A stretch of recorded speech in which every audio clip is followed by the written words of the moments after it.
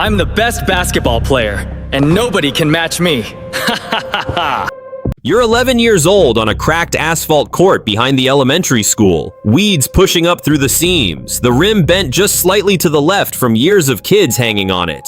You take a shot that shouldn't go in, off balance, fading, too far from where an 11-year-old should be shooting from. It goes in anyway. The net makes that specific sound, a soft snap. And for a second, the whole world narrows to just that sound. Nobody claps. Nobody's watching except your dad, who's been on his phone by the fence, half listening to you, half arguing with someone about work. He stops mid-sentence. He doesn't say anything to whoever's on the line. He just lowers the phone and watches you retrieve the ball like it's the most interesting thing he's seen all week. You don't know yet that this is the moment everything starts. You just know the ball felt right leaving your hand, like it knew where it was going before you did. That feeling doesn't have a name when you're 11. It's just fun. It's just the reason you'd rather be out here than anywhere else, in any weather, until the streetlights come on and your mom calls you in for dinner you don't want to eat because you're not hungry. You're just wired.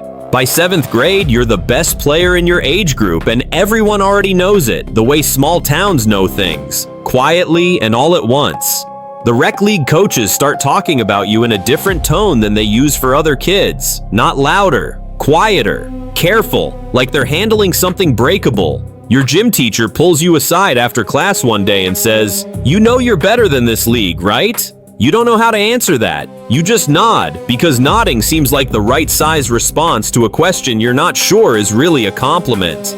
You practice before school in the dark, dribbling by the light of the porch. You practice after school until your mom flicks the kitchen lights on and off, the signal that means come in. You practice in the driveway until the motion sensor floodlight clicks off, and you wave your arms like an idiot to trigger it again, over and over, because you're not done yet. You're never quite done yet. Your body does things other 11 and 12-year-old bodies can't do.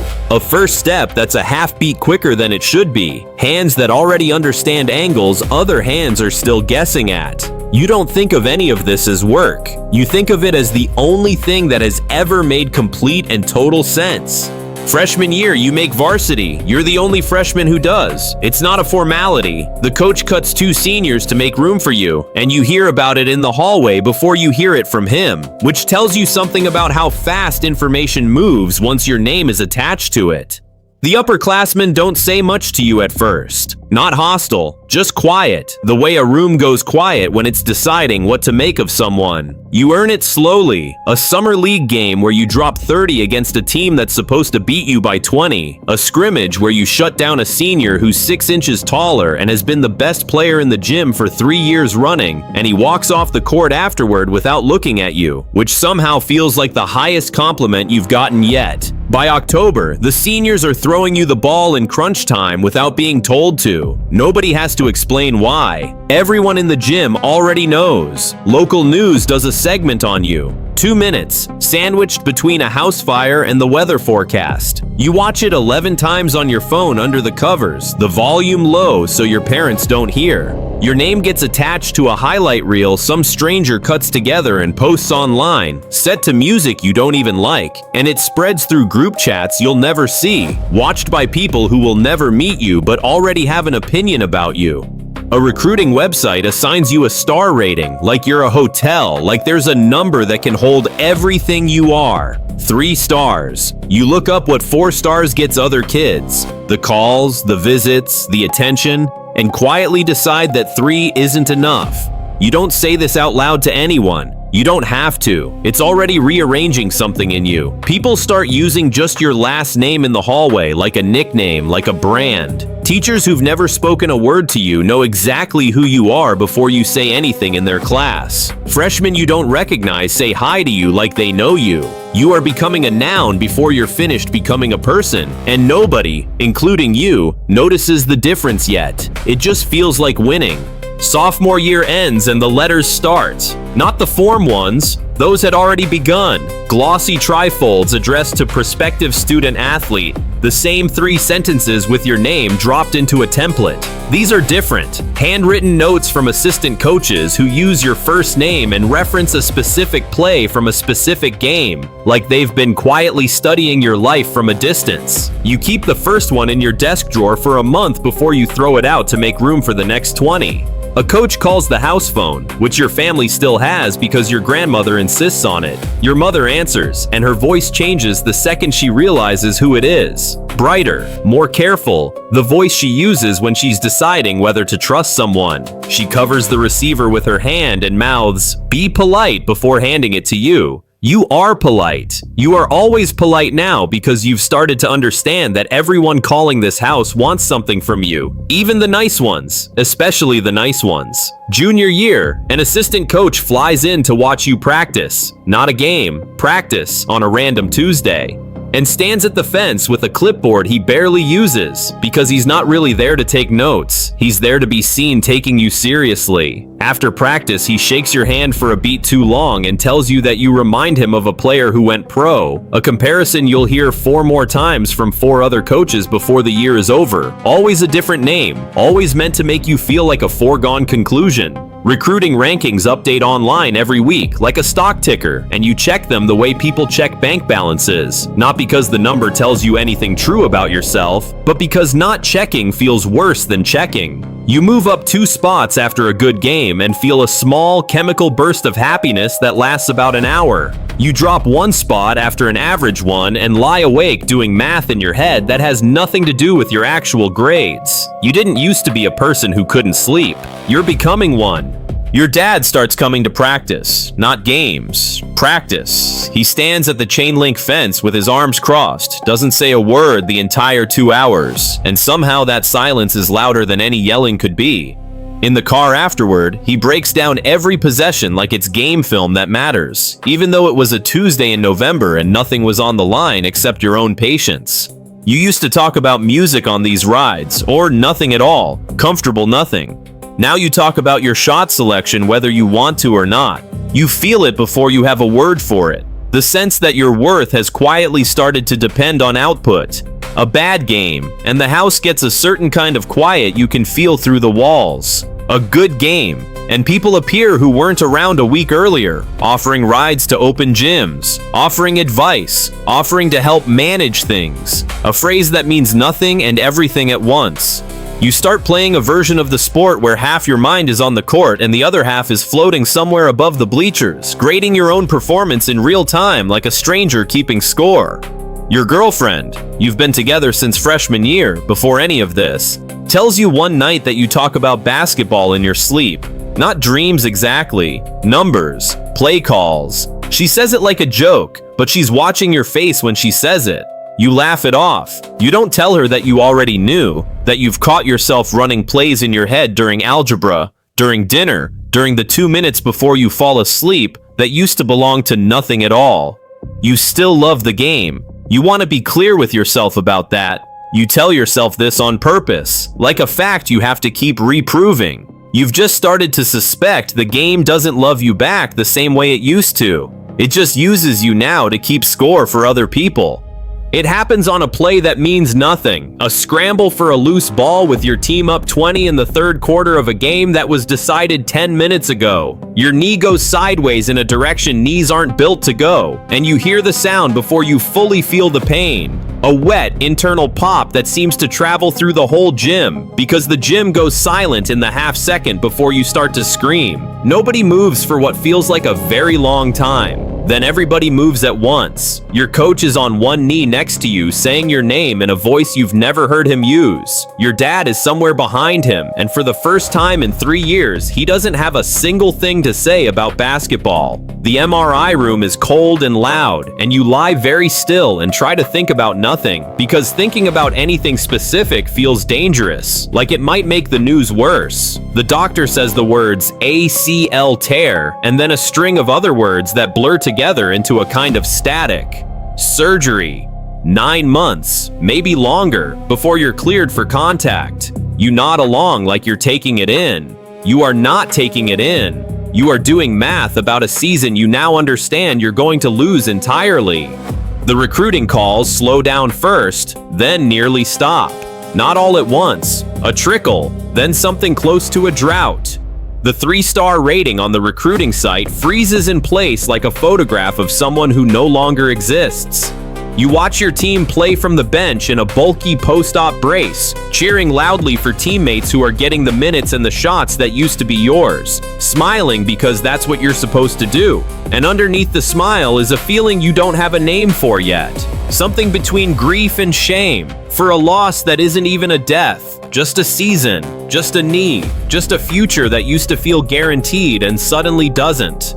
You do the exercises every single day, straight leg raises on the living room carpet while a rerun plays in the background you're not watching, quad sets that feel like nothing and somehow leave you exhausted. A resistance band looped around a doorknob 1,000 times a day until the doorknob starts to feel like a small enemy you've been assigned to defeat. The physical therapist's office smells like rubbing alcohol and dry erase marker, and you come to know its ceiling tiles better than you know your own bedrooms. The therapist is kind and blunt in a way that helps. She treats your knee like a project with a real, honest timeline, which you need because right now your entire identity does not have a timeline. You cry in the car once, alone, in the parking lot after a session where she tells you you're ahead of schedule and you should feel good about that. And you do feel good about that, genuinely. And you also feel like something essential is still missing that ahead of schedule can't fix. Nobody warns young athletes how much of who they are lives outside the sport until the sport gets taken away for a while and they find out, alone, exactly how much or how little is left standing. Your teammates visit at first, then less, not out of unkindness, but because life moves on for people who are still allowed to practice. Your girlfriend keeps showing up though, sits with you through the boring parts, drives you home after appointments when your leg is too stiff to work the pedals. You notice quietly that she's the only relationship in this entire chapter of your life that has nothing to do with your knee getting better. You come back in 6 months instead of 9. Everyone calls it a miracle. It doesn't feel like a miracle from the inside. It feels like 6 months of grinding compressed into a 4-second highlight clip that other people will watch and clap for. The first live game back, you hesitate on a cut you've made 10,000 times without thinking, and in that half second of hesitation, you understand something new. Your body and your mind, which used to be one trusting, unified thing, are no longer automatically on the same team. You're good again, not instantly. It takes the better part of a season to fully trust the knee, to stop flinching on contact, to stop bracing for a pop that doesn't come. But by the second half of senior year, you're playing like the whole injury was a rumor someone else started. There's a game in January where you score 40 and the student section starts a chant using your last name, the same one that started as a hallway nickname 3 years ago, and you realize it never really went away. It was just waiting for you to earn it back. The recruiting sites notice. The calls start again, warmer than before, because a comeback story sells better to a coaching staff than a straight, uninterrupted line ever did. It gives them something to say to boosters, something to say at a banquet, proof of the kind of kid you are under pressure. You get invited on official visits again. You sit in film rooms watching cut-ups of yourself from before the injury. Coaches pointing at the screen saying this, "We want this back on our floor." You sign with a school. It's a good one. Not quite the very top of the wish list you'd built at 14 in your head, but real, solid, a full scholarship. Your name on a letter of intent that your mother frames before the ink has even finished drying. There's a small ceremony in the school library with a banner and a table of cookies and a local reporter who asks you 3 questions and writes down maybe 6 words total. The signing day photo runs in the paper the next morning. You are smiling in it, and it's not fake. You are, in that exact second, happy. You're also, quietly and privately, exhausted in a way the photo doesn't show and never will. People keep telling you this is the beginning of something. You nod, because that's still the right size response. Privately, you're not sure it's a beginning at all. It feels more like you finally, barely, clawed your way back to the exact spot you were already standing 3 years ago. Except now you know, in your body, exactly how fast all of it can disappear on a play that means absolutely nothing. Spring of senior year, the school hosts a signing celebration that turns out bigger than you expected. Assistant principal, athletic director, a slideshow someone put together of you across 4 years, the 11-year-old on the cracked court making an appearance in an old photo your mom must have dug up and submitted without telling you. Everyone laughs at how small you look in it. You laugh too, but something in your chest tightens looking at that kid who had no idea any of this was coming. Senior night, they call your name and your whole family walks out under the gym lights, and the crowd gives you a standing ovation that runs longer than you expected, long enough that you don't know where to look, so you look at the rafters, at the retired jersey numbers up there that belong to people before you, who this gym also once loved this loudly. For about 90 seconds, none of the rest of it matters. Not the rankings, not the pressure, not the knee, not your dad's silences in the car. You are just a kid who fell in love with a game a long time ago, standing on the exact court that has known you since you were 14. Then it's over, and the ovation fades into normal gym noise, and you go back to the bench, and somebody's dad 3 rows up is filming your warm-up shots for a recruiting mixtape you never asked him to make. You've started to lose the ability to tell which moments in your life are actually, privately yours, and which ones have quietly become content for someone else's account. You wonder sometimes, in the shower, in the car, right before sleep, whether there's still a version of this sport that belongs only to you, the way it did on that cracked court when you were 11 and nobody was watching except your dad, who at the time just wanted to see you happy and hadn't yet learned to want anything else from it. You give the captain's speech at the final team banquet. You thank your coaches, your parents, your teammates, the trainers who fixed your knee. You don't mention the nights you couldn't sleep over a number on a website. You don't mention the fence, or the silence in the car, or the version of yourself that started narrating his own performance like a stranger. Nobody in that room expects you to. That's not the speech people came to hear, and you've gotten very good, over 4 years, at knowing exactly which parts of the story are for public consumption and which parts are only for you.